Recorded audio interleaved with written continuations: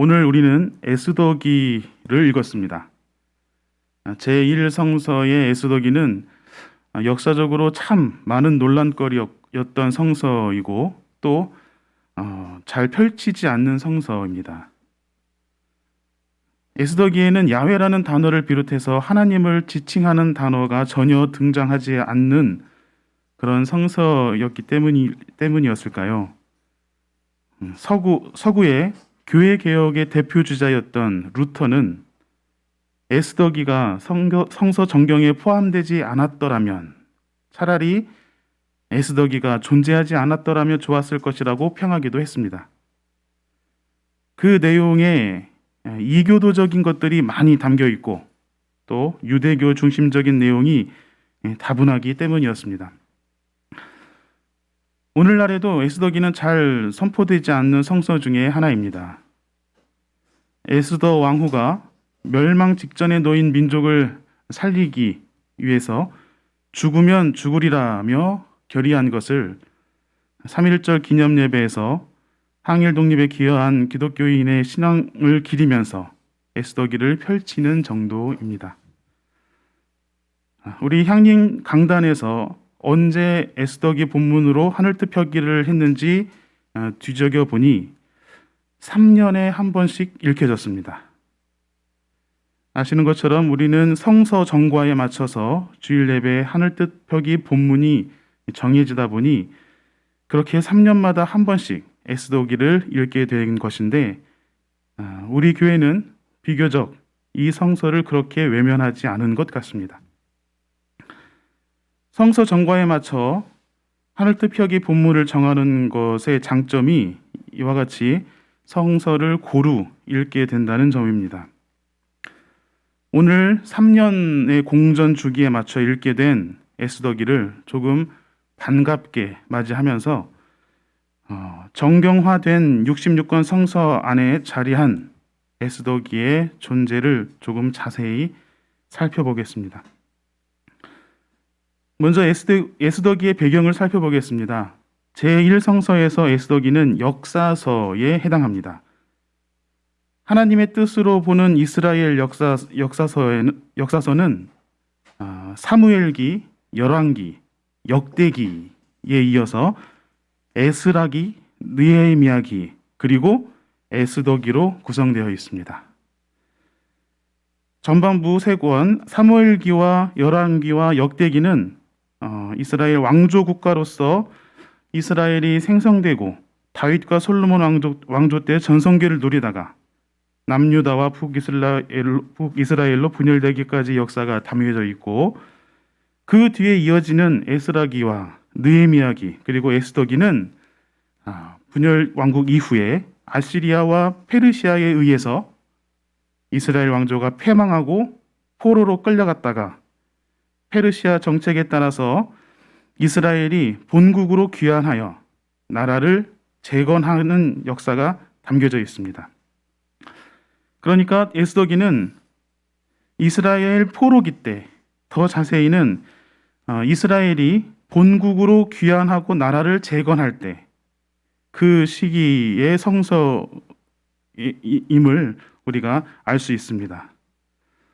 그리고 뒤에 세 권 중에서도 에스라기와 느헤미야기는 그 두 권의 공간적인 배경은 포로기 시대의 그 공간적인 배경은 팔레스타인 안에서 예루살렘인 반면에 에스더기의 공간적인 배경은 페르시아라는 차이점이 있습니다.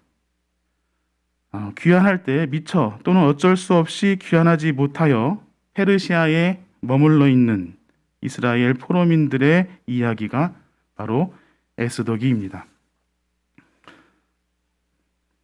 페르시아가 서남쪽에 위치한 강대국인 이집트를 견제하기 위해서 침략의 완충지대 또는 침공의 전진기지로 삼으려고 이스라엘 포로들을 본국으로 귀환시켰습니다.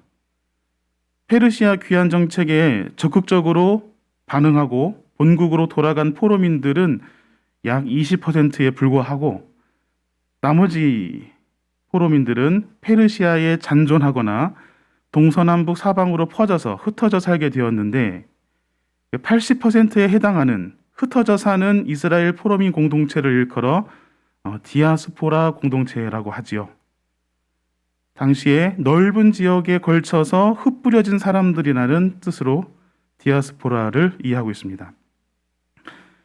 에스더기는 본국으로 귀환하지 못하고 페르시아에 잔존했던 하나의 디아스포라 공동체의 기록입니다. 포로로 끌려와서 두세 대가 넘도록 노예처럼 살다가 이제는 귀환 정책에 응하지도 못하고 배척당하는 그런 천덕꾸러기들의 이야기가 바로 에스더기입니다. 그 에스더기의 이야기가 어떻게 전개되었는지 그 내용을 간략하게 살펴봅시다. 물론 이 내용은 페르시아의 신화와 문화를 바탕으로 해서 유대주의적 관점으로 창작한 것입니다. 에스더기에 등장하는 페르시아 왕이 있습니다. 아하수에로 왕입니다. 그런데 이 아하수에로 왕은 헬라 문화권에서는 크세르 크세스 왕으로 보고 있습니다. 그렇다면 페르시아가 그리스와 전쟁하던 때를 대략 떠올리시면 됩니다. 그리스의 승전보를 전하기 위해서 42.195km를 뛰었다던 그 마라톤의 역사가 만들어지던 때이기도 합니다. 그러나 이 같은 역사적인 배경은 가미된 것일 뿐이고 에스더기 전반은 창작된 것으로 여기고 여기에 내포된 문학적 메시지가 무엇인지 살펴보는 것이 더 중요하겠습니다. 페르시아 아하수에로 왕은 자신의 왕국의 찬란함을 과시하기 위해서 180일 동안 잔치를 벌였는데 왕후 와스디가 법도를 따르지 않고 어전에 나오지 않자 이는 가부장 문화에 대한 도전으로 간주되어 왕후는 폐위됩니다. 폐위된 왕후의 자리에 에스더가 등극하지요. 에스더는 유대인 모르드게와 사촌지간이었는데 에스더가 부모를 여의었을 때 모르드게가 딸로 삼았다고 합니다. 에스더는 왕에게 총애를 받는 왕후였습니다.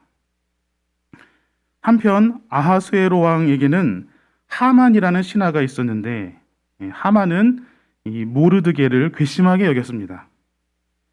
모르드게가 자신에게 절하지 않았기 때문입니다. 그래서 하만은 모략으로 왕의 조서를 받아내어서 모르드게와 유대인 공동체 전체를 멸족시킬 수 있는 권한을 얻어냈습니다. 이 일로 모르드게와 에스더는 민족을 구하기 위해 애를 씁니다. 에스더는 죽으면 죽으리라는 결심으로 금식 기도를 한 후에 왕에게 가서 소원을 청합니다. 에스더의 소청이라면 나라의 절반이라도 떼어주겠다는 왕에게 에스더가 청한 소원의 내용이 바로 오늘 읽은 7장에 나옵니다. 몰살당하게 된 이스라엘 결례를 살려달라는 에스더의 청이었는데 이는 곧 하만의 즉결 처형을 뜻하는 것이었습니다. 하만이 모르드게를 공개 처형하려고 높은 장대를 장만해 두었는데 왕은 그 장대에 하만을 매달아 죽게 하여 에스더의 소청을 들어줍니다. 이 일로 유대인들은 살 길을 얻었고 죽음을 맞이할 뻔했던 아달월 14일을 이스라엘 민족의 불임절로 정하고 민족의 축제 절기로 삼았습니다. 죽음의 순간이 하만에 의해서 죽게 된 그 죽음의 순간이 삶으로 바뀌고 슬픔이 기쁨으로 극적으로 뒤바뀐 그런 선물 같은 날로 불임절을 유대인의 최대 명절로 삼게 된 것입니다. 이 명절에는 이틀 동안 잔치를 열어서 서로 음식을 나눠 먹고 가난한 자들에게 선물을 주는 풍습이 이어지게 했습니다. 이처럼 에스더기는 디아스포라 유대 공동체의 명절인 불임절의 내력을 전승하기 위한 일종의 제의 문학으로 판명됩니다. 권력자들의 변덕스러운 정책과 결정에 따라 할 일 없이 파리 목숨이 되고 마는 그런 가여운 처지에 있던 디아스포라 공동체의 현실 속에서 통쾌한 역전이 이루어지는 순간을 문학적으로 그려냈습니다. 그러면서 민족의 명절인 부림절을 대대로 전승시켜주고 있습니다. 이렇듯 유대인의 큰 명절인 부림절의 기원과 내력을 밝히기 위해 에스더기가 집필되었고, 또 부림절을 전승하는 그런 내용이었기에 에스더기는 제1성서에 자리매김할 수 있었습니다. 에스더기 내용이 읽혀지는 데 있어서 거리껴지는 불편함은 앞서 말씀드렸던 것처럼 하나님을 지칭하는 단어가 전혀 나오지 않는다는 점, 그리고 그 내용이 과할 정도로 유대교적이며 또 내용을 채우는 소재들이 페르시아 이교도적인 것들이 다분하기 때문입니다. 하나님을 표현하는 단어가 없을 뿐만 아니라 하나님을 경외하고 찬양하는 그런 신앙의 메시지가 꼭꼭 숨겨져 있습니다. 그래서 이것은 성서라기보다 페르시아 신화를 각색한 디아스포라 소설이 아니냐 하는 오해를 불러일으키기에 충분합니다. 그러나 그렇게밖에 할 수 없었던 이유가 있지 않았을까 생각해 봅니다. 페르시아 사람들 눈치를 보느라 자신들의 성서에조차 야훼 이름을 쓸 수 없었던 디아스포라 공동체가 아니었나 상상해 봅니다. 페르시아 사람들에게 차별받고 억압받는 현실이 한 번쯤 뒤집어지기를 소망하면서 부림절을 꿈꾸는 사람들, 슬픔과 두려움의 삶을 뒤집어서 한 번쯤은 떵떵거리며 평안하고 기쁨 넘치는 삶을 살고 싶었던 사람들,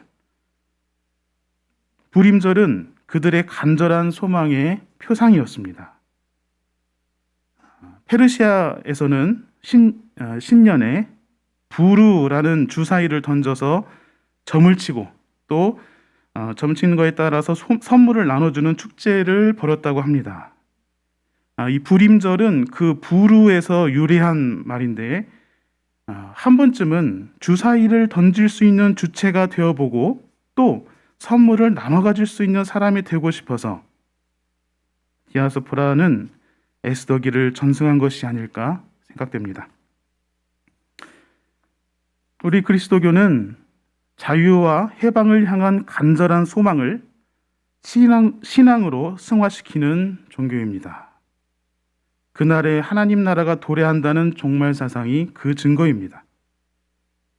부림절을 명절로 지키면서 자유와 해방을 갈망한 페르시아 내의 디아스포라의 소망을 목도하면서 민중신학은 에스더기에서 야훼를 향한 디아스포라의 간절한 탄원과 신앙을 읽어낼 수 있습니다. 9장을 보면 다소 과도한 표현이 나오기도 합니다. 부림절에 유대인들이 합법적인 그 보복의 권한으로 원수들을 닥치는 대로 죽이는 장면이 나옵니다. 이러한 표현은 성서에 종종 나타납니다. 그런데 이런 표현을 마치 복수를 자기중심적으로 정당화하면서 타 생명을 경시하는 그런 야만적 사상으로 해석될 수는 없습니다. 차라리 이러한 표현은 부당한 권력에 의해 억울하게 희생당해온 유대 사람들을 애도하는 심정에서 표출된 해원의 은유적 표현으로 이해하는 것이 옳겠습니다. 에스더기가 이렇게 약자의 편에서, 디아스포라의 편에서 서술된 기록이라면 오늘의 제2성서 야고보서는 기득권자들을 향한 권면으로 꾸며져 있습니다. 야고보서는 주후 60년에서 70년경에 비교적 이른 시기에 예루살렘 내에 있는 야고보 후예들에 의해 집필된 것으로 보입니다. 이 서신은 예루살렘에서 발신을 하고 주변 디아스포라 교회들에게 보내진 것입니다. 그 권면의 대상은 기본적으로 섬김을 받는 부자들, 발언권을 지닌 기득권자들이었습니다. 야고보서 5장 오늘 본문에서 부자들에게 주는 경고가 구체적으로 기록되어 있습니다. 또 3장에서는 혀를 빗대어서 설명하고 있는 부분이 있는데 언권에 의해 죄를 짓지 않도록 경고하고 있는 것을 보면 이 수신자들, 구체적인 수신자들은 발언권이 강한 부자들이었다는 것을 알 수 있습니다. 한편 야고보서는 사도 바울이 강조했던 칭의, 곧 믿음보다 야고보서는 행함을 강조합니다. 그래서였을까요? 오직 믿음으로만이라고 주창하며 교회 개혁을 외쳤던 루터에게 이 야고보서는 지푸라기와 같은 성서로 치부되었고 또 신약 성서 수록 위치도 맨 뒤로 배치되기도 하였습니다. 에스더기만큼은 아니었지만 야고보서도 바울 사상과 배치된 인상 때문에 그런 수모를 당했습니다. 바울은 로마서에서 믿음으로 의에 이른다 했고 야고보서는 행함으로 믿음이 아닌 행함으로 구원을 얻는다고 강조합니다. 루터는 이 야고보서의 행함을 유대교의 기계적인 율법 준수 행위 정도로 이해하면서 당시 중세 가톨릭의 형식주의를 비판하고 싶었던 것 같습니다. 그러나 아무리 폄하해도 야고보서가 지닌 진정성은 곡해될 수가 없습니다. 읽을수록 진수가 느껴집니다. 성서 주석가는 야고보서가 강조하는 행함이 바울 사상과 대립된 것이 아니라 오히려 바울 사상과 상호작용으로 기독교 신앙을 완성해주고 있다고 말합니다. 이방 선교사 사도 바울과 베드로 중심으로 모인 예루살렘 교회 사이에서 할례와 음식 등의 문제로 적지 않은 갈등이 있었음을 우리는 잘 알고 있습니다. 그래서 더욱 야고보서는 사도 바울과 적대적인 것으로 오해받고 있는 것 같습니다. 바울은 자신의 설교를 왜곡하면서 이방 선교를 회방하는 유대 그리스도인들을 공박하였습니다. 일부 유대 그리스도인들은 율법 준수를 할 수 있다는 유리한 처지를 이용하여 기득권을 지키려 했습니다. 그리고 율법의 틀을 깨면서 이방 선교를 하는 바울을 공격했습니다. 율법을 준수하는 것이 자신들이 가진 권위인데 사도 바울이 그 기득권의 질서를 무너뜨린다고 믿었기 때문입니다.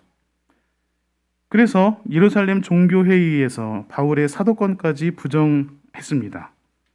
사도 바울은 끊임없이 그들과 대적하면서 사도권을 고수하는 변증을 쉬지 않았습니다.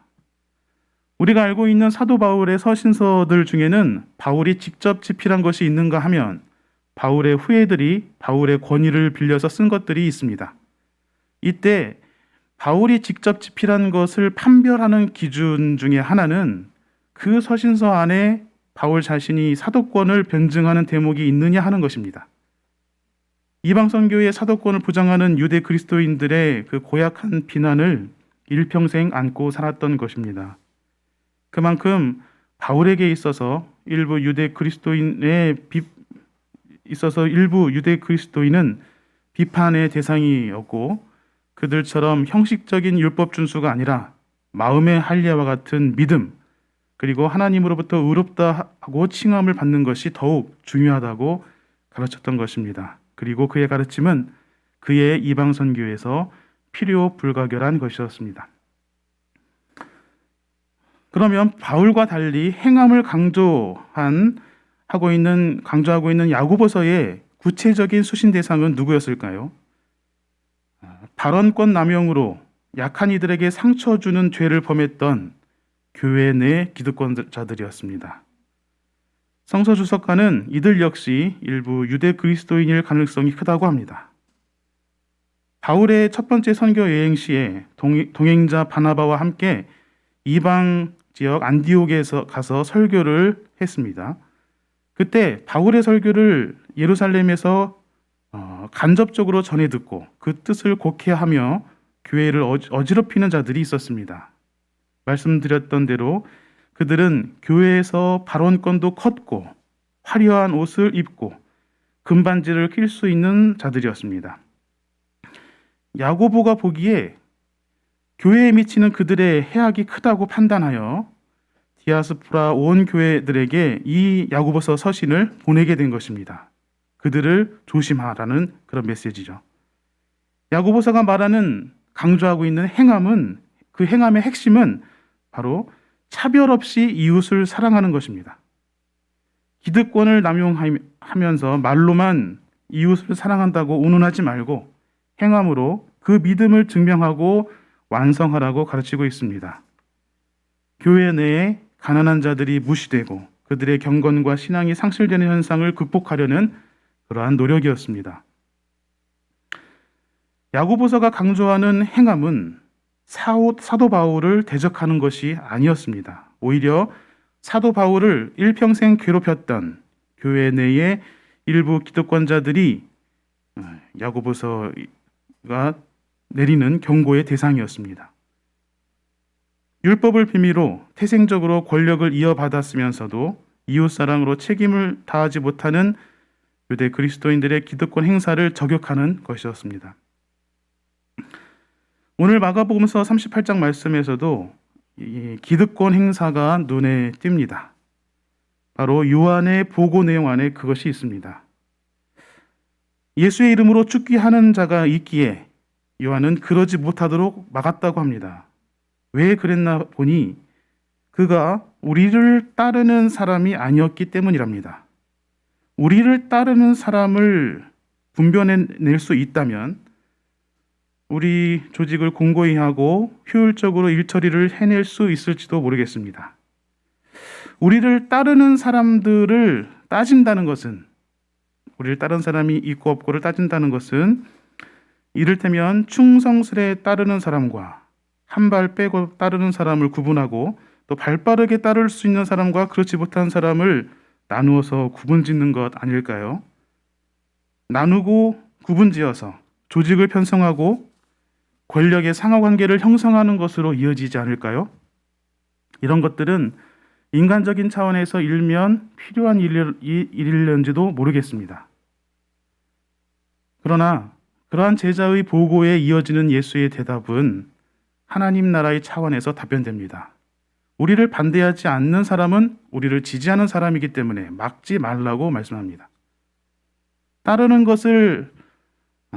우리를 따르는 것을 따지면서 발생하게 되는 앞뒤 위아래 구분을 짓지 말아라. 하나님 나라의 일을 하는 데서는 기득권의 논리에서 벗어나라. 앞뒤 위아래 재면서 옹졸하지 말고 넓은 가슴으로 서로를 품어주라는 말씀으로 들립니다. 이 말씀은 하나님 나라의 일을 하는 데 있어 우리가 갖추어야 할 마음가짐의 한 가지로 여겨집니다. 하나님 나라의 일을 할 때에는 넓은 가슴으로 서로를 품을 수 있는 넉넉함이 필요할 것 같습니다. 이어지는 말씀 42절에서 48절까지의 말씀은 작은 죄라도 경계하면서 마음을 지키라고 가르치십니다. 내 손이 죄짓게 하거든 손을 찍어버려라. 한 손을 잃은 채로 생명에 들어가는 것이 낫다. 라며 매우 극단적인 윤리 강령들이 나열되어 있습니다. 이런 윤리 강령들은 우리 삶에 직접적으로 적용하는 윤리 규범으로 이해하기보다는 자기 자신 스스로를 철두철미하게 관리하고 마음을 지키라는 강조 말씀으로 듣는 것이 좋겠습니다.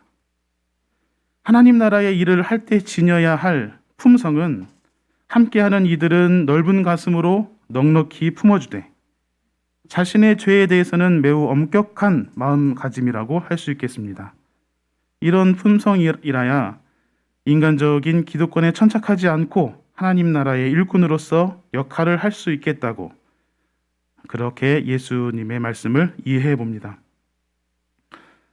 오늘 우리에게 주어진 세 개의 본문을 기반으로 하늘특 표기를 묵상하면서 마가복음서의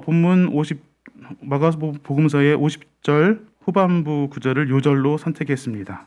특히 마지막 문구 서로 화목하게 지내어라 하는 예수 그리스도의 다정한 음성이 들리는 듯 했습니다.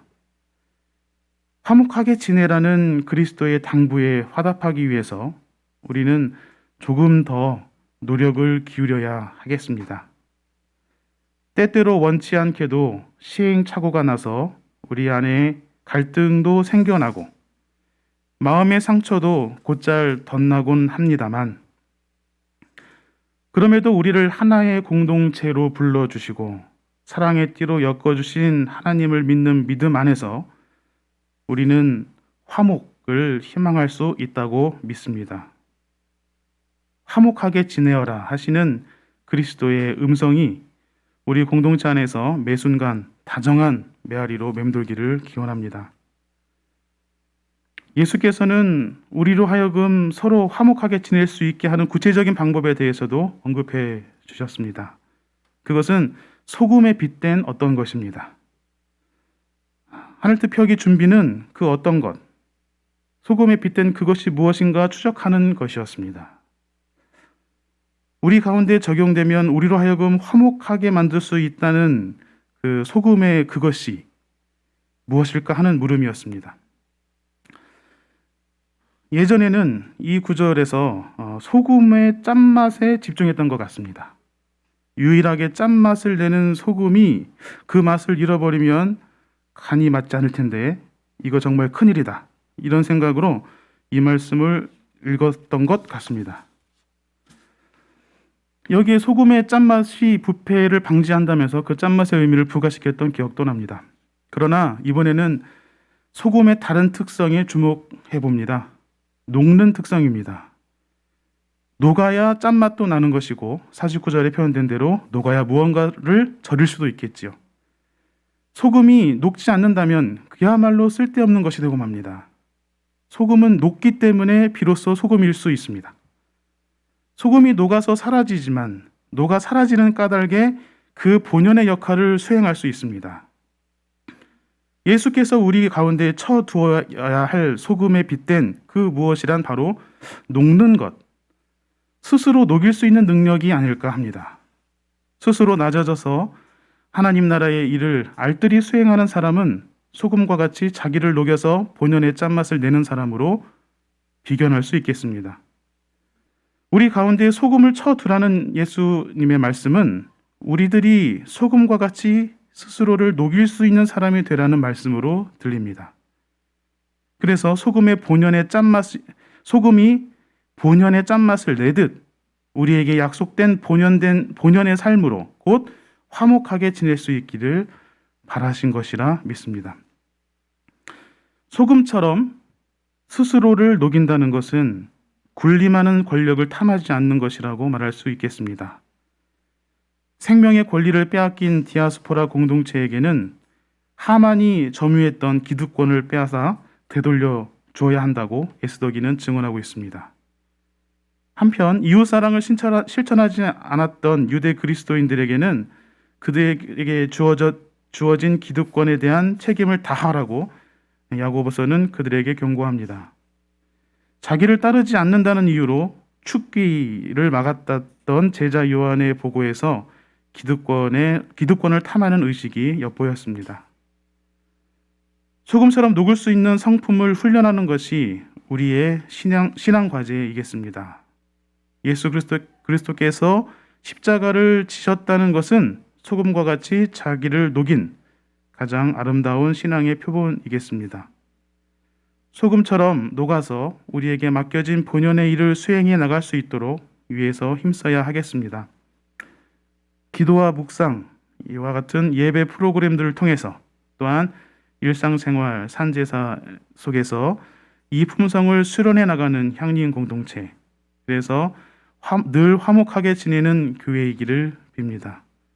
그리하여 우리가 소금처럼 녹는 교회가 되어 이 세상의 평화를 전하는 공동체가 되기를 또한 빕니다. 하나님과 세상이 화목하게 지낼 수 있도록 소금과 같은 역할을 하는 향림교회, 우리 교회 되기를 진심으로 기원합니다. 소망을 담아 침묵으로 기도합시다.